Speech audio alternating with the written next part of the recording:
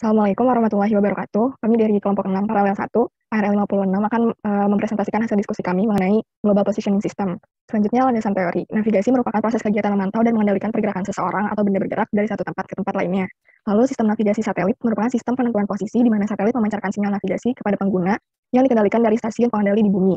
Berdasarkan 4 dimensi yaitu garis bujur, garis lintang, ketinggian, dan waktu, serta penentuan posisi dapat dilakukan. Lalu GPS merupakan sistem navigasi yang dapat menentukan posisi menggunakan satelit yang dimiliki dan dikelola oleh Amerika Serikat. Kemudian struktur GPS sendiri terdiri dari 3, yaitu yang di angkasa ada satelit. Satelit ini dia bertugas untuk menerima dan juga menyimpan data yang ditransmisikan oleh stasiun pengontrol yang ada di bumi. Satelit juga menyimpan dan menjaga informasi waktu yang berketelitian tinggi. Selain itu dia juga memancarkan sinyal dan informasi secara kontinu ke pesawat penerima atau receiver dari pengguna. Selanjutnya ada pengontrol atau stasiun pengontrol. Stasiun pengontrol itu bertugas untuk mengendalikan dan mengontrol satelit dari bumi, baik untuk mengecek kesehatan satelit, penentuan dan prediksi orbit dan waktu, sinkronisasi waktu antar satelit, dan juga mengirim data ke satelit. Terakhir ada penerima atau receiver yang berfungsi untuk menerima data dari satelit dan memprosesnya untuk menentukan posisi, yaitu posisi dalam bentuk 3 dimensi, kemudian arah, jarak, dan juga waktu yang diperlukan oleh pengguna. Selanjutnya, untuk tipe-tipe receiver sendiri ada 3, yaitu navigasi yang paling umum digunakan oleh masyarakat, itu bisa digunakan militer dan juga masyarakat untuk navigasi. Kemudian ada mapping yang digunakan untuk membuat survei dan pemetaan dan juga membuat rute penting dalam perjalanan. Kemudian ada tipe geodetik, yaitu tipe yang paling teliti dan juga paling canggih. Dia itu lebih canggih dibanding tipe navigasi dan tipe mapping, dan juga dalam segi harga dia jauh lebih mahal. Selanjutnya, untuk fungsi GPS sendiri itu memberikan informasi tentang posisi, kecepatan, dan waktu. GPS ini bersifat universal, yang awalnya digunakan oleh pihak militer, sekarang sudah dapat digunakan oleh masyarakat sipil juga. Kemudian GPS itu dia berfungsi secara cepat dan akurat, dia dapat memberikan informasi di mana saja di bumi ini, tidak tergantung oleh keadaan cuaca. Kemudian GPS juga sudah digunakan di berbagai bidang seperti pertanian, untuk survei pemetaan, penerbangan, dan lainnya. Cara penggunaan GPS pada Garmin GPS Map 62S itu pertama hidupkan dengan tombol power. Di sini ada keterangan di tampilan GPS itu ada keterangan jam, hari, tanggal, juga ada pengaturan pencahayaan, status baterai, dan keterangan sinyal GPS. Kedua, pada halaman utama, tekan tombol page untuk mengakses satelit, kompas, map, dan main menu. Satelit ini, sebuah GPS receiver harus mengunci sinyal minimal 3 satelit untuk menghitung posisi 2 dimensi dan track pergerakan. Dan ketika menerima 4 atau lebih dari satelit, maka dapat menghitung posisi 3 dimensi. Untuk kompasnya itu untuk menunjukkan arah survei, dan mapnya itu untuk melihat waypoint dan tracknya. Ketiga, itu mengaktifkan perekaman track rute dengan memastikan sebelum survei, pastikan tracknya itu sudah dalam keadaan aktif dengan cara main menu, kemudian setup, track, kemudian ubah menjadi record show on map. Keempat, menyimpan waypoint dengan tombol mark. Itu di bagian atas ada nama yang objek yang akan disurvei, kemudian ada koordinat lokasi, kemudian ada ketinggian lokasi. Kelima, ada melihat daftar waypoint dengan pergi ke main menu, kemudian waypoint manager. Kemudian ada menghapus waypoint dengan cara di daftar halaman waypoint itu, kemudian pilih yang waypoint ingin dihapus, kemudian enter, kemudian terakhir menyimpan track itu dengan cara ke track manager, kemudian pilih current track, kemudian save track, kemudian pilih sesuai nama yang diinginkan untuk di save. Ya, selanjutnya macam-macam GPS ada untuk kendaraan, ada untuk olahraga, ada untuk perairan, ada yang handle itu yang bisa dipegang dengan tangan gitu, yang dipegang. Kemudian ada terakhir pesawat. Next. Selanjutnya itu ada akurasi GPS. Secara general, akurasi GPS itu dinilai sangat akurat, bahkan kesalahannya bisa sampai 0%. Nah, akurasi GPS juga bisa dibedakan berdasarkan metodenya. Yang pertama, metode absolut, di mana pesawat penerima atau receiver GPS itu hanya digunakan satu aja. Dan ketelitiannya ini hanya sampai beberapa meter, dan biasanya itu digunakan untuk navigasi. Yang kedua ini ada metode relatif, atau penerima GPS-nya itu ada 2. Nah, biasanya ini ketelitiannya lebih tinggi, yaitu tingkat milimeter sampai desimeter. Yang kedua ini ada metode relatif, atau penerima GPS-nya itu ada 2. Nah, biasanya ini ketelitiannya lebih tinggi, yaitu tingkat milimeter sampai desimeter.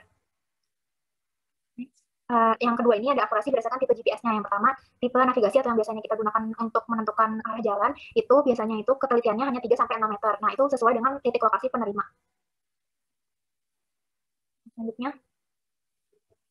Yang selanjutnya ini ada tipe mapping, di mana ketelitian ini satu tingkat lebih tinggi, 1-3 meter. Nah, biasanya ini untuk digunakan untuk menghitung luas atau rute yang penting dalam perjalanan, dan bisa juga untuk survei dan pemetaan. Nah, biasanya juga membutuhkan bantuan dari software yang biasanya digunakan sebagai pelengkap buat meneliti atau mendapatkan data dari GPS. Yang terakhir ada tipe geodetik, atau tipe yang biasanya digunakan untuk paling sering untuk digunakan untuk survei dan pemetaan tapak. Nah, ini memiliki akurasi yang kurang dari 1 meter. Nah, ini contoh gambar dari tipe geodetik merek Garmin. Yang selanjutnya ada hal-hal yang mempengaruhi keakuratan. Walaupun dinilai sangat akurat, banyak yang mempengaruhi keakuratan dari GPS. Yang pertama itu ada yang ada atau tidaknya penghalang antara alat penerima dengan satelit yang bersangkutan. Penghalangannya ini bisa dalam bentuk pohon ataupun dalam bentuk bangunan. Biasanya kalau pohon, solusinya adalah penebangan pohon atau mengganti titik lokasi dari receiver GPS-nya. Yang kedua, pengalaman atau tingkat pengetahuan individu dalam untuk mengolah data dari GPS. Nah, biasanya ini disarankan untuk menggunakan sarjana geodesi untuk mengolah data dari GPS-nya. Yang terakhir itu jumlah penggunaan satelit, di mana yang lebih akurat itu dikatakan kalau misalnya menggunakan 3-4 satelit.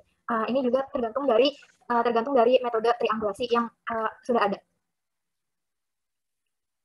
Untuk tingkat kesulitan operasionalnya sendiri dinilai relatif lebih mudah dan tidak memerlukan tenaga karena faktor penunjang teknologi modern. Nah, selain itu, data dari GPS tidak dapat dimanipulasi sehingga orang-orang yang bekerja dalam kegiatan survei dan pemetaan tapak itu sangat tergantung dalam penggunaan GPS.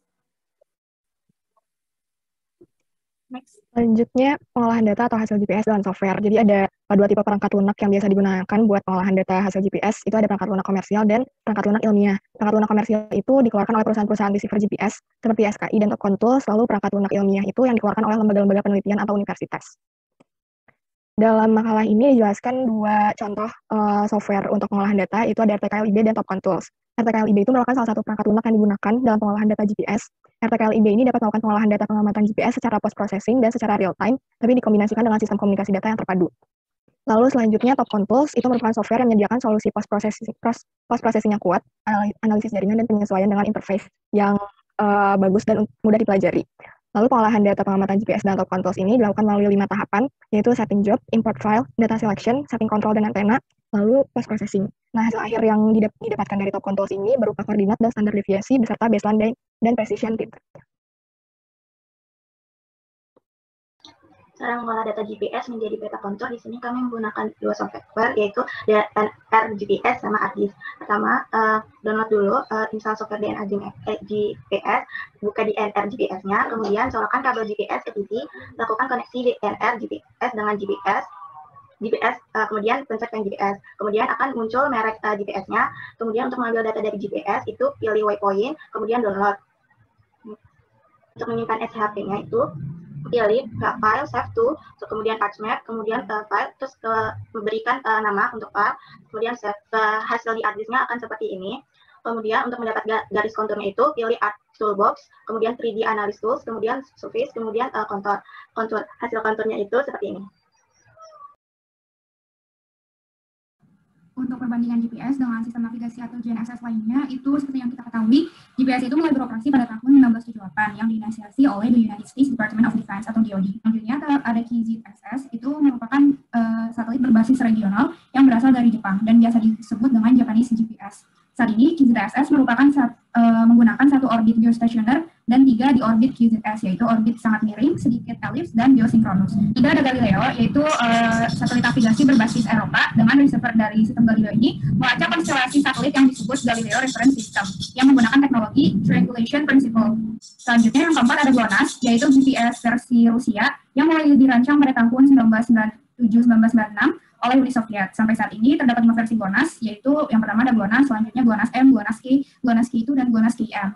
Terakhir ada BeiDou, yaitu sistem navigasi yang berbasis di Cina dan terdiri dari 2 konstelasi satelit yang terpisah, yaitu ada BeiDou 1 dan BeiDou 2. Yang mana BeiDou 1 itu masih percobaan dan wilayah cakupannya itu regional, hanya sebatas negara Cina. Sedangkan BeiDou 2 ini sudah bertambah dengan bertambahnya satelit, maka bertambah juga wilayah cakupannya, yaitu seluas Asia Pasifik. Berikut contoh perkembangan dari BeiDou. Lalu mengapa kita masih menggunakan GPS dibanding sistem navigasi lainnya? Berikut ada tabel perbandingan antara GPS, GLONASS, Galileo, Kompas atau BeiDou, dan KZSS. Bisa dilihat di sini.